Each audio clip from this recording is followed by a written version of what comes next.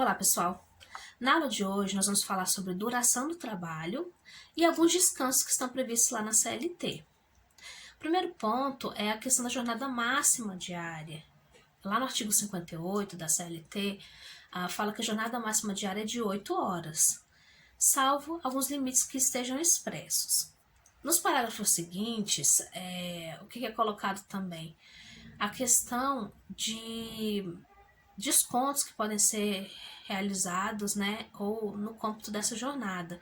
E aí, no parágrafo primeiro, coloca exatamente isso, que existe como se fosse a possibilidade de variações no registro de ponto de até 10 minutos diários, né? Então, esses 10 minutos eles não serão computados e também não serão, de certa forma, reduzidos ali da jornada do empregado. Então, é algo que já está expresso na própria CLT, esse limite, né?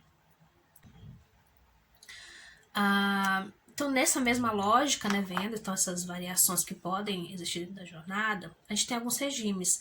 Primeiro, o regime integral de trabalho, que você tem 44 horas semanais, e o regime parcial. Essa foi uma outra mudança também dentro da reforma, né? Antigamente, o regime parcial de trabalho era de no máximo 25 horas semanais. Hoje você tem uma jornada que vai até 30 horas semanais. Quando você tem esse regime de 30 horas, não é possível as horas suplementares, não seria cabível horas extras, né? Porque senão você acaba desconfigurando aquele regime.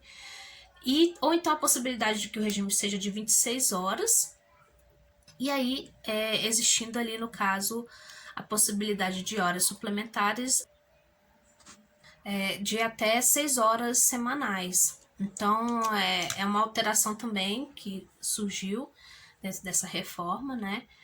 E a ideia é exatamente essa, que não existam horas suplementares quando você está no regime parcial, mas se existir, que respeite então esse limite que está lá no artigo 58A.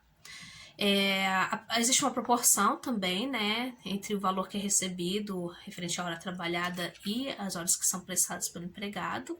Então, você vai fazer uma proporção, né, quanto que ele receberia no regime integral e no regime parcial de trabalho. Ele tem que ter essa proporção. E pode haver também a escolha, por exemplo, contratos que já estão em vigência, né, que eram antes de regime integral, passar para regime parcial. Mas isso também tem que estar previsto em negociação coletiva. Lembram dos acordos, convenções coletivas? O valor da hora e você vai acrescentar mais 50% para poder estar pagando. Uma outra questão também que a gente tem no regime parcial, se esse regime ele for instituído entre empregador e empregado, mas sem com horas menores, por exemplo, menos que 26 horas. Aí a CLT também traz, né? Vamos supor que coloque lá um regime parcial de 20 horas, que podem ser realizadas as horas suplementares, mas aí a mesma disposição, né? Então tem um limite de 6 horas, e essas horas elas vão ter que ser acrescidas também de 50% para fins ali do pagamento como horas extras mesmo.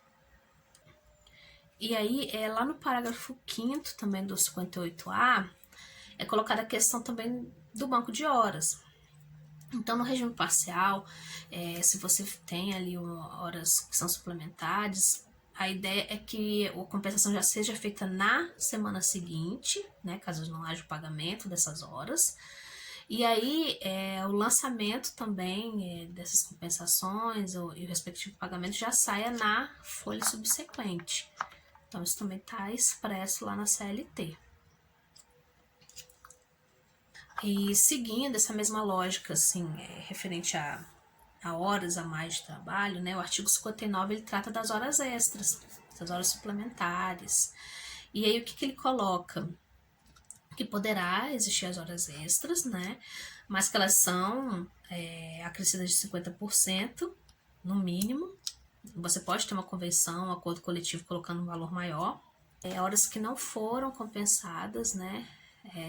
De certa forma, o que pode ser feito? Por exemplo, aí nesse caso, ele tem, não tenha sido compensado, não tenha sido paga, né? Aquelas horas extras. e nem feita também a compensação. Aí, na rescisão de trabalho, vai constar como se fosse realmente pagamento de horas extras, tá? Então, se você fez horas extras, não teve a compensação, né? Não teve uma redução da sua jornada de trabalho e o contrato foi rescindido, elas vão ser consideradas ali como horas extras. Então, é a hora normal mais 50% para fins de rescisão do contrato de trabalho. E aí também é uma alteração que a gente tem nesse mesmo artigo, estão no parágrafo 5º e no 6º. Primeiro fala que por acordo individual, que ele pode ser tácito ou escrito, as partes, empregador e empregado, né, podem combinar, por exemplo, que essa compensação ela seja feita no mesmo mês de trabalho, ou mesmo até o máximo de 6 meses. Tá? Então, aí nesse caso, não precisaria, por exemplo, de uma negociação coletiva previndo a instituição do banco de horas naquele contrato individual. Então, é algo que também constou nessa reforma trabalhista que pode estar sendo acordado entre empregador e empregado. E aí também um outro regime que está previsto na CLT é a questão daquelas horas 12 por 36, né, que sempre foram muito utilizadas. Lá no artigo 159A atrás sobre essa disposição. E aí coloca, né, que é facultado às partes, ele coloca principalmente que pode ser por contrato individual ou negociação coletiva também, por convenção ou acordo coletivo de trabalho, estabelecer um horário de trabalho que seja de 12 horas seguidas por 36 horas ininterruptas de descanso. E aí vai observar, lógico, a questão relativa aos repousos, né? E também que podem ser horários de alimentação e indenizações que seriam cabíveis nesse caso. Então, tudo isso dentro desse regime de 12 por 36, o que fala o parágrafo único? Que a remuneração mensal pactuada pelo horário previsto no caput, né, que é 12 por 36, abrange os pagamentos devidos pelo descanso semanal remunerado, pelo descanso e feriados, e serão considerados compensados feriados e as prorrogações de trabalho noturno quando houver, exatamente segundo aquelas disposições, né? Então, nesse caso também, tem outras disposições que estão no artigo 70 e que seriam cabíveis também nesse caso. Uma outra disposição também que está no 59B é sobre a questão das compensações. Então, que coloca, né, que o não atendimento das exigências legais para compensação de jornada, inclusive quando estabelecidos mediante acordo tácito, expresso, né, não implica repetição do pagamento das horas excedentes à jornada normal diária, se não ultrapassar a duração máxima semanal, sendo devido apenas o respectivo adicional, né? Aquela questão da compensação da jornada, se não foi atendido, mas não ultrapassou essa duração máxima semanal, seria devido apenas aquele adicional de 50%. E aí o parágrafo único também coloca nesse sentido, né, que a prestação de horas extras habituais não descaracteriza o acordo de compensação de jornada de banco de horas. Exatamente. Então, você tem um acordo, mas se essas horas extras são habituais, não descaracterizaria essa questão do banco de horas, ou seja, a possibilidade de você estar sempre realizando a hora extra e compensando, né, dentro daquele, lógico, do período que é previsto em lei, aquele período anual, por exemplo, né? E aí, quando a gente fala também em duração, né, do trabalho, a gente precisa entender que essas disposições, elas são previstas principalmente para o empregador considerado assim comum, né, que não tem algumas funções que estão previstas lá na CLT. E aí o artigo 62, ele fala exatamente algumas situações em que não seriam aplicadas essas disposições frente à hora extra, por exemplo, né, recebimento. E aí coloca, né, no inciso 1, os empregados que essa atividade externa, incompatível com a fixação de horário de trabalho, devendo ser anotado na carteira de trabalho e no registro de empregados, né? Às vezes a atividade ela é totalmente incompatível para você poder controlar a jornada daquele empregado, então não seria cabível essas disposições sobre duração. Os gerentes também, assim, considerados aqueles exercentes de cargo de gestão, que, por exemplo, diretores, chefes, né, de departamento ou filial, então eles não fariam jus, né, porque seria incompatível com essas disposições. Os empregados em regime de teletrabalho, né? Isso aí também é bom assim, a gente sempre observar. Então, essa questão da jornada, porque às vezes realmente essas atividades acabam.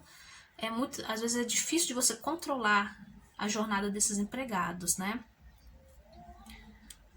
E aí, o parágrafo único do artigo 62, ele faz uma menção principalmente à questão dos gerentes, né, diretores, que as disposições elas poderiam ser aplicáveis se, por exemplo, o que ele recebe a mais em decorrência daquela função, de gerência, por exemplo, foi inferior a 40% de acréscimo no salário dele. Então, se ele recebe uma gratificação que é inferior, seriam ser aplicadas a questão da jornada de trabalho, horas extras, né? Porque é um requisito que a própria lei traz para proteger também esses empregados. E aí, saindo um pouquinho dessa parte de duração, indo para descanso de trabalho, a gente tem algumas disposições lá no artigo 66 da CLT. O que o artigo 66 fala? Que entre duas jornadas de trabalho haverá um período mínimo de 11 horas consecutivas. Isso aqui é o que a gente chama de intervalo interjornadas. O que isso significa, né? Que você tem, assim, 2 jornadas de trabalho. Então, finalizei minha jornada. Para poder iniciar a outra, tem que ter pelo menos 11 horas de descanso. E aí a gente vê, às vezes, né, na prática, por exemplo, o empregado terminou lá 23 horas e aí no outro dia lá já tá 7, 8 horas da manhã disponível. Né? Às vezes acontece isso. E aí você desrespeita. Então, por exemplo, se você tem uma jornada ali que excede 6 horas diárias, você tem que ter pelo menos 1 hora de intervalo. Se a jornada ela for até 6 horas, 15 minutos, tá? Nesse caso, esses intervalos, eles não serão computados na jornada, né? Está no parágrafo 2º. E poderá haver redução, né? Principalmente desse intervalo de 1 hora, né? Que fala de 1 a 2 horas, na verdade. Se houver, por exemplo, uma autorização do Ministério do Trabalho, se o empregado ele tiver local para fazer a refeição ali, um refeitório. E uma outra questão também é se esse trabalho não estiver prorrogado com horas suplementares, né? Porque não faria sentido o empregado ele ter que trabalhar e ter né, uma jornada maior e com intervalo reduzido. E aí, quando a gente fala também dentro dessa jornada de 6 horas, fala que é obrigatório esses 15 minutos, quando você tem uma jornada também que é de 4 a 6 horas, né? Se for menor do que 6 horas, não seria obrigatório. De 4 horas, menor que 4 horas, não seria obrigatório esse intervalo de 15 minutos. Também isso está lá no parágrafo 1º do artigo 71. E aí, gente, tanto num caso como no outro, né, intervalos intrajornadas ou interjornadas, se você tem a concessão, por exemplo, parcial daquele intervalo, o empregado ele vai ter direito lá à indenização de 50% daquela hora que foi suprimida. Então, se, por exemplo, eu coloco lá um intervalo que seja, sei lá, de 40 minutos, e não tem nada formalizado nesse sentido, né? Esses 20 minutos que não foram pagos, eles podem ser indenizados com acréscimo de 50%. Para fins exatamente de proteção realmente do empregado referente àquela jornada, para que ela não seja também desgastante e até mesmo abusiva, né? E aí, agora falando um pouquinho exatamente sobre os trabalhos aos domingos, né? Depois que a gente essa parte dos intervalos intra-jornada, lá no artigo 67 fala que é assegurado ao empregado um repouso semanal remunerado de 24 horas. E aí coloca o seguinte forma também, né? Salvo as situações de conveniência pública ou mesmo necessidade imperiosa do serviço, e fala que deve coincidir com o domingo, no todo ou em parte. Então coloca essa partezinha assim no artigo, né? E aí no serviço que exige um serviço, trabalho ao domingo, nesse caso tem que ter uma autorização também, né, do Ministério do Trabalho. E deve haver um revezamento também, né? Que é mensalmente organizado também. E é também cabível a fiscalização nesses casos. E aí tem que haver, então, é o que fala no 68, tem que ter, então, essa autorização do Ministério do Trabalho, porque vai observar realmente se essa atividade se enquadra nessas disposições de necessidade de trabalho aos domingos. E geralmente, né, o que a gente percebe também é que essas atividades, isso é muito tratado também em convenções e acordos coletivos, né? Então, a questão dos trabalhos aos domingos, essas disposições elas também são observadas com relação aos feriados nacionais, né? A questão dos revezamentos, das compensações, que é a regra que não seriam cabíveis, por exemplo, você trabalhar no feriado, mas nessas situações a CLT ela excepciona, né? Essa possibilidade. Então, são pontos que estão previstos na CLT e que dizem respeito, né, a essa parte, principalmente de feriados e repouso semanal remunerado. E aí, assim, mais um ponto também que é bom a gente tratar quando a gente fala em horas, né, em jornada, a questão do trabalho noturno, tá? Que a hora noturna ela é diferente da hora diurna. Primeiro que ela tem um prazo lá de 52 minutos e 30 segundos. Então, uma hora que ela é reduzida, né? E ele vai receber o mesmo valor. E além disso, na verdade, né, você tem um acréscimo de 20% da hora diurna. Então, você tem o valor da hora diurna e você vai estar acrescentando lá um adicional de 20%. Uma hora que é reduzida e que tem esse adicional. Então, só para observar também, né, que tem essa diferença entre trabalho diurno e noturno. Então é isso, pessoal. O objetivo da aula de hoje era para tratar um pouquinho sobre jornada, alguns descansos, repousos que são previstos nessa duração do trabalho.